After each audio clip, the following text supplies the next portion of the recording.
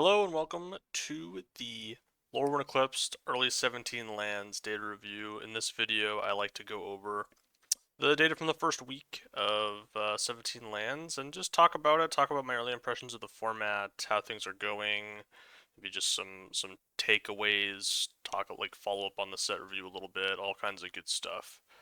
We always get started with the deck win rates, and in this set, it's obviously a little bit different than your normal set. There's sort of like your 5 type decks, and so if we look at those win rates, we have I'm actually on top users. Let's go to all users. The 5 types that actually the 5 color pairs that actually have data really that are representative are Azorius, Rakdos, Selesnya, Golgari, and Izzet. Although Izzet is actually more. You can see here one of the interesting quirks of this is that Izzet with the splash is performing better.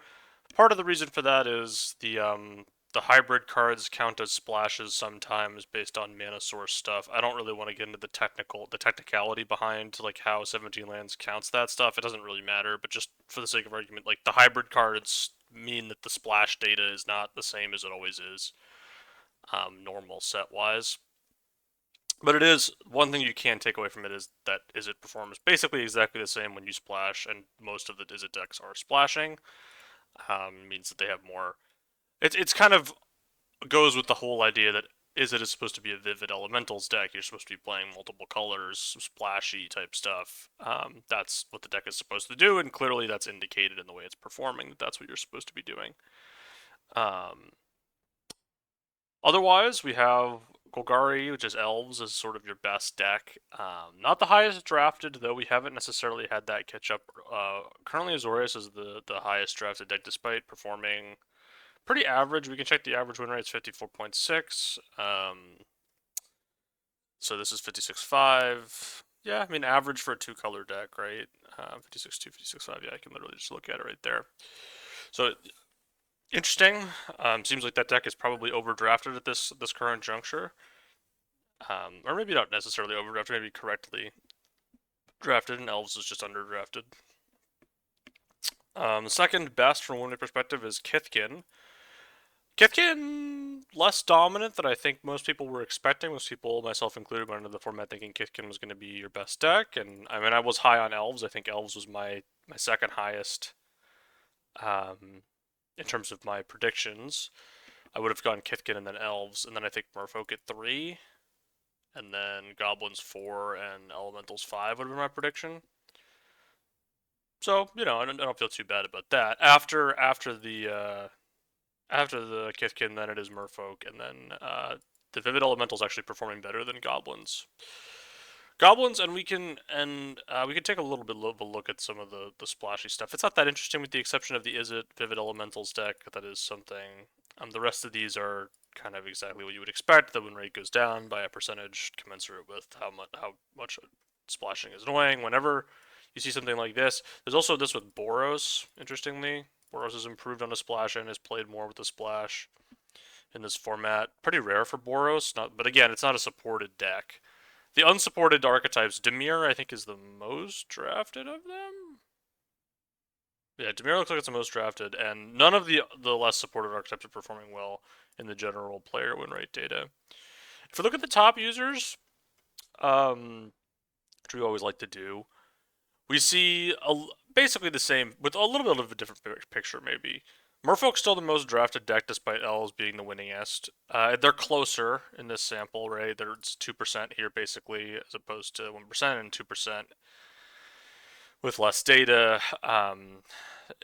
It's sort of marginal.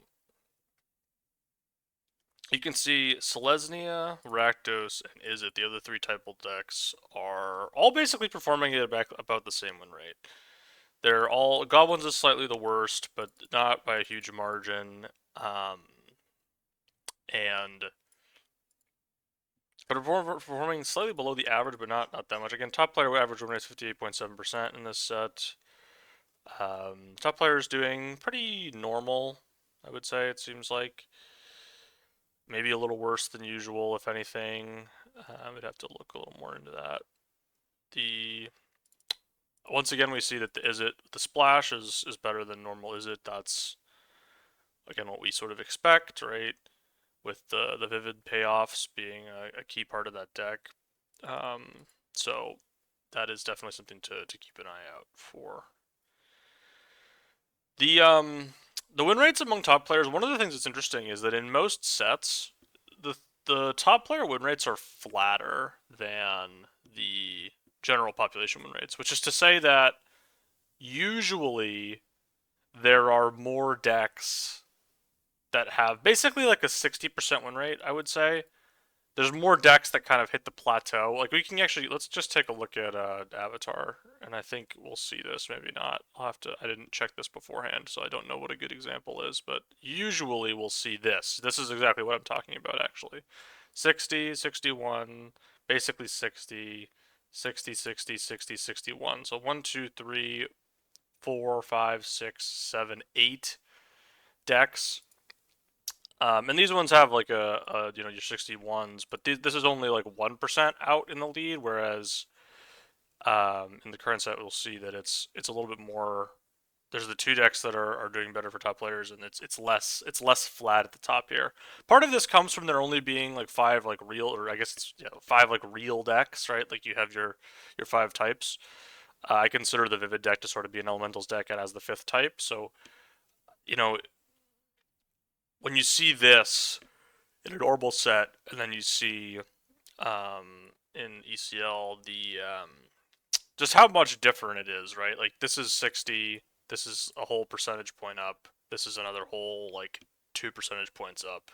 It's just so much less evenly distributed than what you're used to seeing at the top here, which is again, it's kind of expected, right? Because of the way that the draft works in 5 deck formats where there's 8 people at the table, there's 5 decks. It's sort of like the decks that are more supported should do better. Talking a little bit about the off meta decks, there's such small samples here, we can only see like very, very small samples, but they're not doing well. Like top players are not doing well with these off type decks. Even the ones you would sort of expect to be doing well, like Orzhov and Demir, they're doing okay. But Orzhov is not performing well, a deck that you would think would perform well. Boros may be even the best performing of the off type decks, which is kind of interesting, and not something I would have expected, um, especially for top players. All right, well, with that out of the way, let's get into the card data here, and we like to start with the commons. The commons are the best place to start. And no busted commons. Just not even anything really remotely close to being broken in this set. I mean, I think this is kind of your Wizards of the Coast dream scenario, at least from a win rate perspective. Now, if we looked at the color distribution perspective, it's not going to quite be the same story, right? Elves we saw was the best deck, and the reason for that is they have all these good commons, right? 2 good 2-drops and a good payoff that drains your opponent. That just means that the elves have a package at common that you can just play and have a solid foundation with, right? That other colors don't have. Um, Based on your common win rate data, I mean, you'd see that green is sort of your best performing color at common. Green or maybe black, probably green though. Just all the elf cards are doing well, and so that's kind of the way to think about it. Is the elf deck is good. Um, and that's what's doing well. Kind of surprised to see. I mean, honestly, really, what it is just what this data really highlights to me is there are so few commons that matter. Like, just nothing matters. Like nothing. Like this is the lowest win rate we've seen on a top common in a format in at least 2 years. I think I can't remember the last time the best common in a format game in hand win rate was under 59.5%. Like, use a full percentage point down. Commons really do not matter in this format. This is a Prince format. I mean, the data is telling us that this is a Prince format here. The best deck at common is Elves. Elves is the best. Elves is the deck that's performing the best as a result of that. The commons are not what it's about. We can take a look at the colors. We like to look at the colors. It's maybe going to be a little bit shorter than usual. White here. Liminal Hold is your best white common. Again, not exciting. I wouldn't take this very highly. But it seems fine here. And then just some Merfolk cards. This thing, like none of these are exciting at all. And basically, like really, Is there anything that's like super interesting? Keep Out kind of being bad and not super surprising. The Trick's bad. Yeah, just all of like commons are performing quite poorly. Um, so that is something to keep in mind. I mean, it's just I don't have a ton to say about the commons in this set. There's just not that they're not that interesting. Blue is exactly the same picture, 55.8 at the top. Unexpected Assistance is your best blue common. The white and blue data is kind of highlighting that Merfolk is sort of the place to be in these two colors at common. Like this thing is a fine Merfolk and it's doing tappy stuff, so that's sort of what Merfolk you want to be doing in these colors.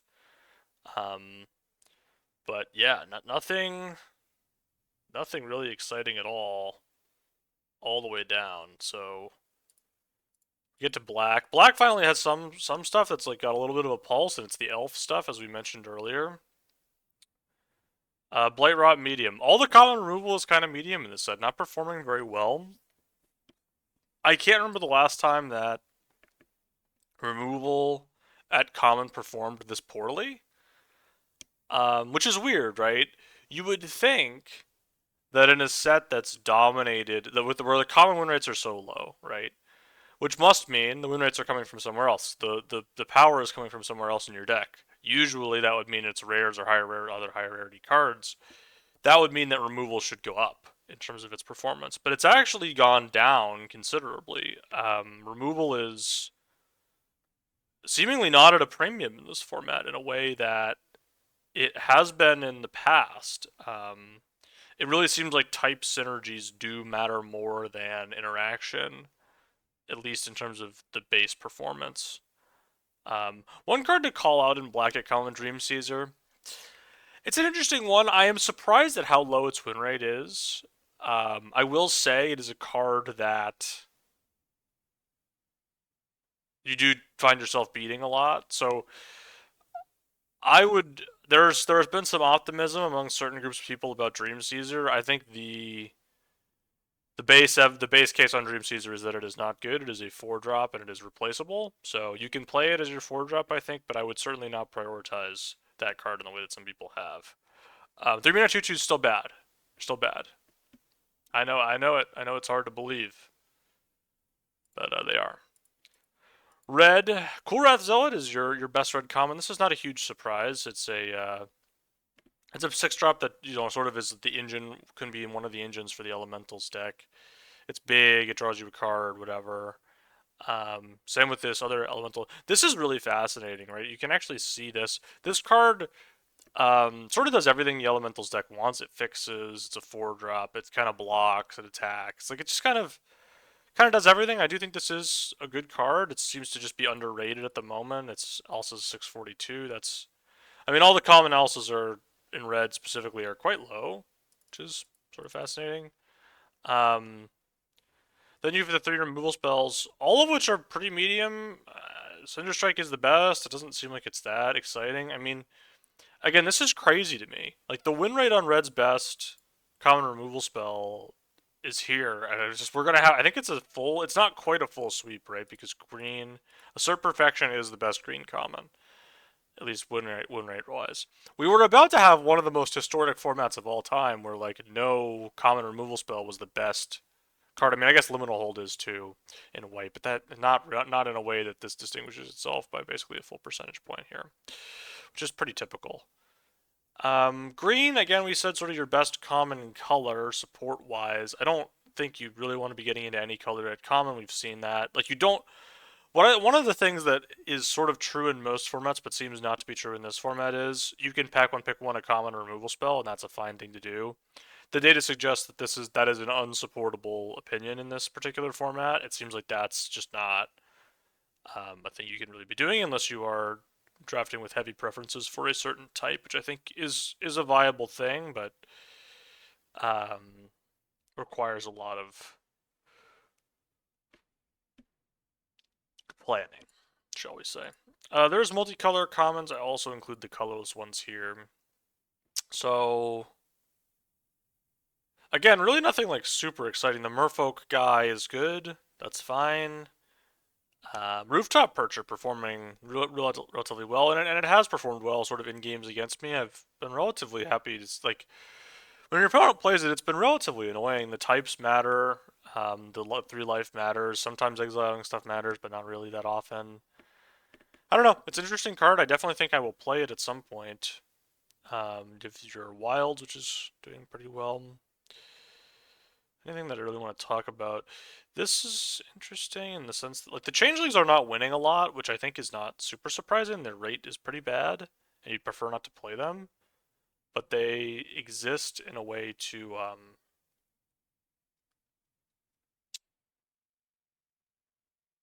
sort of help make the format work. So something to think about. It seems like Rooftop Percher is the best of them, which I would not have expected. I kind of can't believe this thing is like the best changeling in the set, but it seems like it is at common anyway. That's definitely a surprise. It really would not have expected this to be better than um, even this or Changeling Wayfinder. I'm actually curious for top users what the difference is. It may be the same thing. Um, but no, actually, Rooftop Percher is still performing quite well. Just seems like it's the nuts. I think Rooftop Percher is the nuts. Is what we're learning. I think I should pick this card higher. I do think it seems like it's performing quite well for all categories of player here. The changelings are performing slightly better for top users, but not really. They're still not. They're still underperforming the top user win rate, and changeling Wayfinder is pretty medium. This card looks like it's kind of bad, which is not, I guess, a huge surprise given that Skittering Surveyor was quite poor in the past. Start with the multicolor uncommons now. Eclipsed Elf. All of these, this whole cycle is broken, right? Eclipsed Elf, Eclipsed, whatever. All the Eclipses are broken. Uh, I don't really have any takes on that. We sort of knew that was going to be the case coming in. These are the 2 best lords. Also, not a huge surprise. They just were sort of obviously the best ones. Goblins and elementals are the 2 worst of these, but they're still good. There are sort of good reasons to get into the deck of the specific type. Thought of Lieutenant is almost underperforming. I think people's expectations for it, 58.9 is fine, but a little low. Twin Flame Traveler. The fact that these 2 cards are within a percentage point of each other win rate wise really sort of tells you everything you need to know about the format projections. Because everybody, myself included, believed that Twin Flame Travelers would be quite bad and this card would be quite good, and they're performing at basically the same rate. Now we can look at the opening hand win rates, because one of them is a 2-drop and one of them is, of course, a 4-drop, and you can see there is a considerable difference there, and that's what you would expect. So this card is clearly the better card in a vacuum, especially because it is drafted higher, right? So that you have to account for those things. But just the fact that even the amount of times they are close is a surprise. So anything that's really surprising me? No, not really. All this stuff is kind of. I'm sad about Glistener Baron, but I'm not surprised. Risen Reef, huh? This card's probably broken.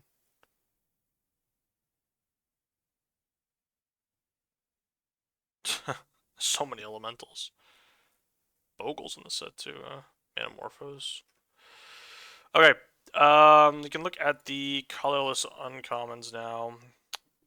Gathering Stone, somewhat of a surprise of the format. I did talk about it in my set review and said something along the lines of it would not surprise me if there was a spot for this card. It seems like the spot is every type deck, so every one of the type decks wants to play this. I'm sure we could get deep into the weeds on it. Actually, I think let's get deep into the weeds on it. Best performances in Elves, not a shock, like we know that. Technically, its best performances in blue red splash, which is the Elementals deck, which is kind of interesting. And then Merfolk, and then Goblins. But it's a plus EV card everywhere except Kithkin. Kithkin seems to be the deck that doesn't want it, but everything else seems to want it. So seems underrated. I mean, that does make sense. And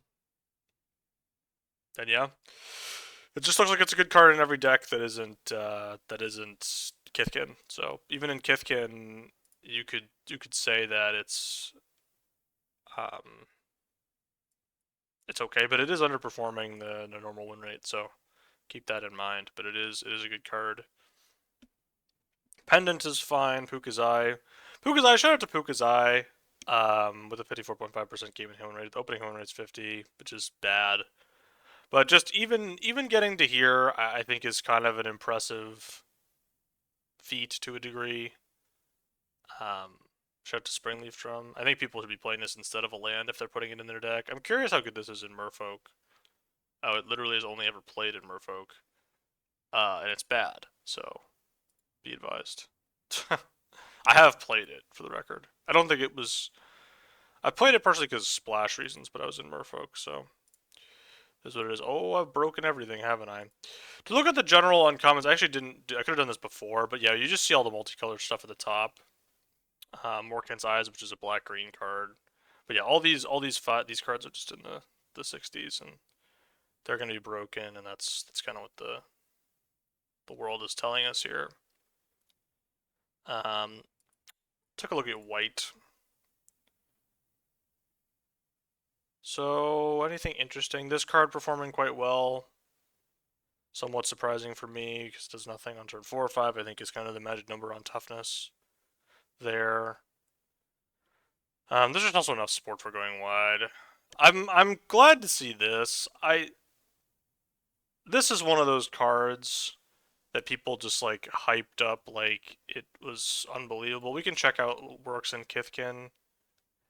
It's winning in Kithkin at a 58% clip, but I mean it is clearly overrated, which is I think this is the reason I'm not getting into Kithkin very often is like this card is not I don't think a good enough reason. At least not pick one, which I think people are taking it as. Because the ability is like meaningless. Like it is. It's just kind of a meaningless ability. It's not completely meaningless, but it does not come up as much as I think people want it to. I do think I was kind of vindicated there. This is a shame. Moola Lamenter's all the way down here. I mean, I kind of don't get this. This card has just been like really good for me and also against me. I don't really understand what people are doing with it. They're putting it in Kithkin decks, seems like what they're doing with it. That seems like a mistake. Probably don't do that.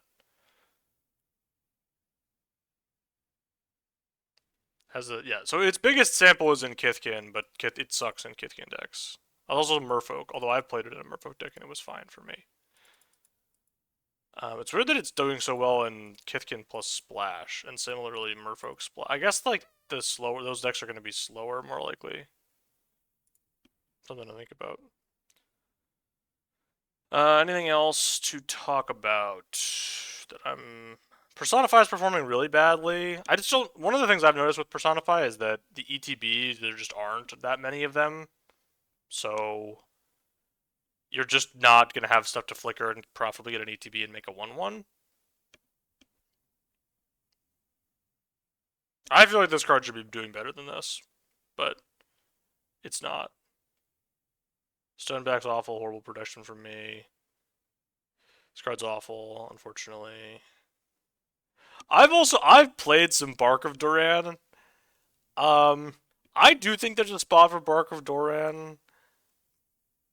It doesn't have any color pair data. I think there is a spot for this card. I have played it multiple times, and I don't know. I do kind of think there's a spot for Bark of Duran. Which you have a bunch of tree folk. I do think it actually is fine. So do not use at your own risk. But okay, I don't know why we've done that. I can't believe you've done this.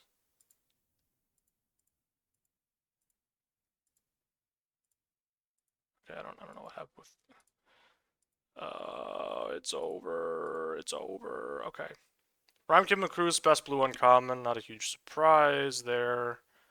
Merfolk, clearly your best. And there's the Shine Striker. Shout out to me, got that one right, but Omnichanging got that one wrong, of course. Although the huge drop off, right? You get your top 3 uncommons and then a huge drop off to Omnichangeling. Glamour Grifter has got to be one of the biggest underperformers for me in the set. I'm a little bit shocked. Like I kind of still am mystified as to why this card is not performing better. Um, I think it's probably just that blue is not attacking enough for it to be a thing, right? Elementals doesn't really attack ever, and that's half your decks. And Merfolk, this should be a good card in Merfolk. I don't really know why it's not, but it should be, I feel like, but I don't know. I guess we could check and see if it's doing well in Merfolk. Yeah, it's doing great in Merfolk. It should. I don't. Yeah, you know what it is. People, no, the biggest is blue red. Yeah, it's not performing great in blue red. You should obviously just play it wherever, but it does seem like perhaps overdrafted, which is a shame because I think that card's good. Lofty Dreams is underperforming my expectations a little bit. Again, I think a card that's going to perform well in Merfolk and not well anywhere else. Eh, it's better in Merfolk, but not much. Swataway has been kind of bad, which is slightly surprising. I can't believe people put Spell Snare into their decks. I'm kind of curious what Spell Snare's win rate on the draw in best of 3 is. Can someone tell me?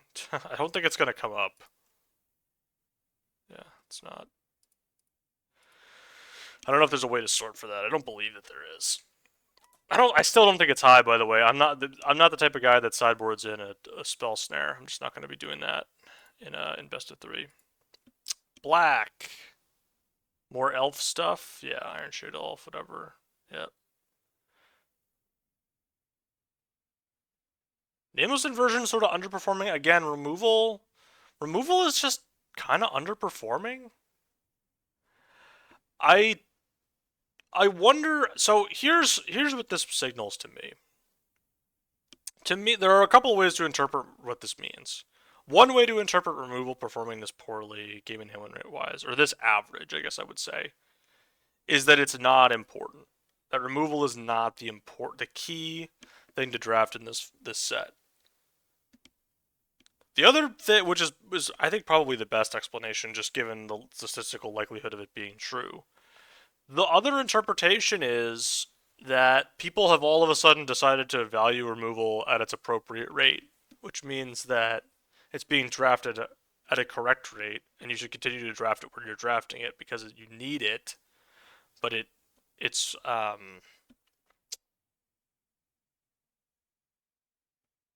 its performance is not necessarily indicative of its value.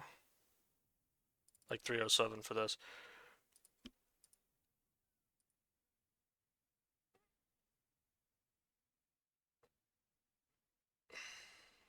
It's really strange. It's one of those things like people sort of like try to tell you that there's like a meaningful difference between top user data and average user data. It's really less than you'd think. Now, part of it is there's just not as many top users, but uh, man, like I do, I think that the differences are less meaningful than some people would have you believe. Anything that's super surprising that makes me upset. No, these are all pretty medium. That's not a huge surprise.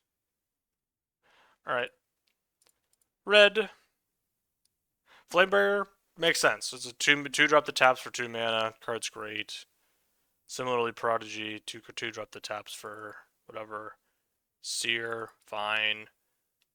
Maybe the best performing removal spell we've seen at common or uncommon. Is that even true? It might be true. No, Fearix Strike in white was similar. To be a Boulder Dash. But again, just removal. The story of this format for me, really, data wise, is removal is underperforming expectations. Um,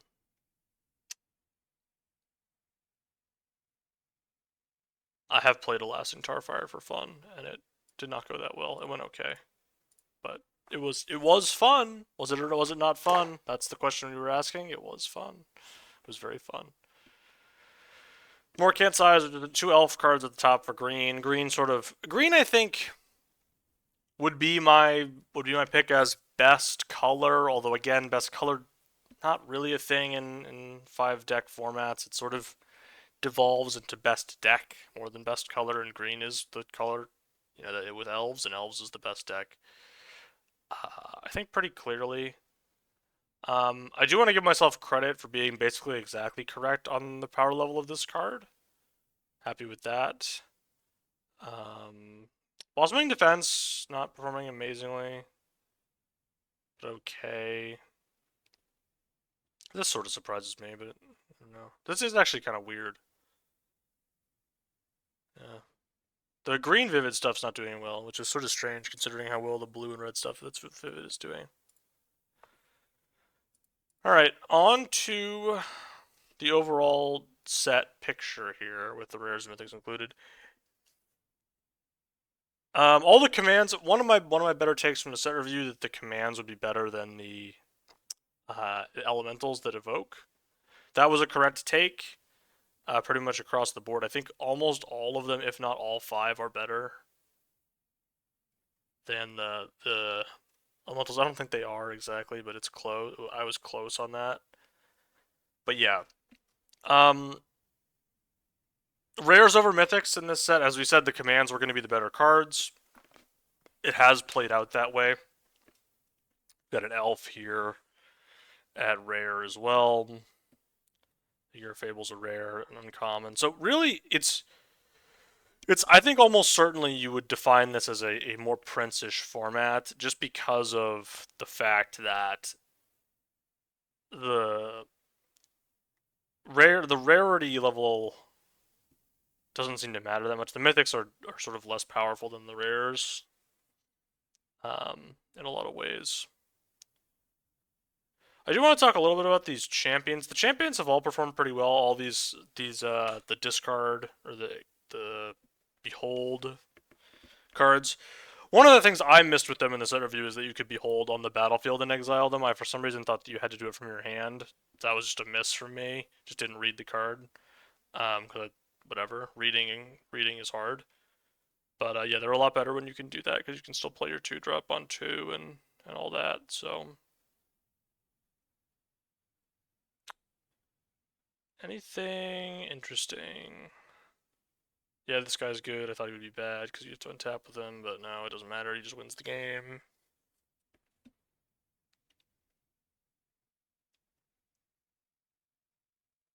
Alright, so Brigade's command is worse than Wistfulness.